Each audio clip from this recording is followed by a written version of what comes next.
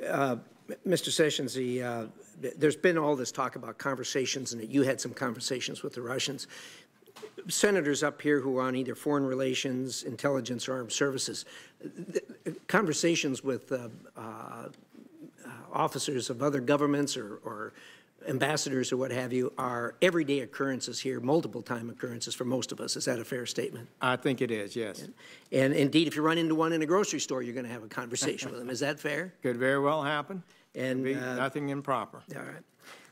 On the other hand, collusion with the Russians or any other government for that matter, when it comes to our elections, certainly would be improper and illegal. Would that be a fair statement? Absolutely. All right. Are you willing to sit here and tell the American people, unfiltered by what the media is going to put out, that you participated in no conversations of any kind where there was collusion between the Trump campaign and any other foreign government? I can say that absolutely, and I have no hesitation to do so.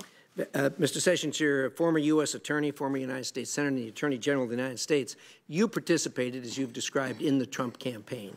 And as such, you traveled with the campaign, I gather? I did. You spoke for the campaign at times? Well, on a number of occasions. I was not continually on the trail. Based upon your experience and based upon your participation in the campaign, did you hear even a whisper or a suggestion or anyone making reference within that campaign that somehow the Russians were involved in that campaign? I did not. Okay. No what would you have done if you'd have heard that? Well, I would have been shocked, and I would have known it was improper. And headed for the exit, I suppose. Well, maybe.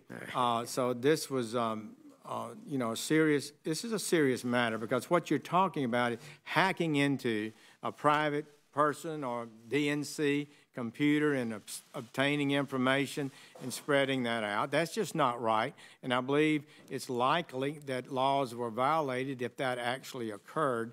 So it's an improper thing.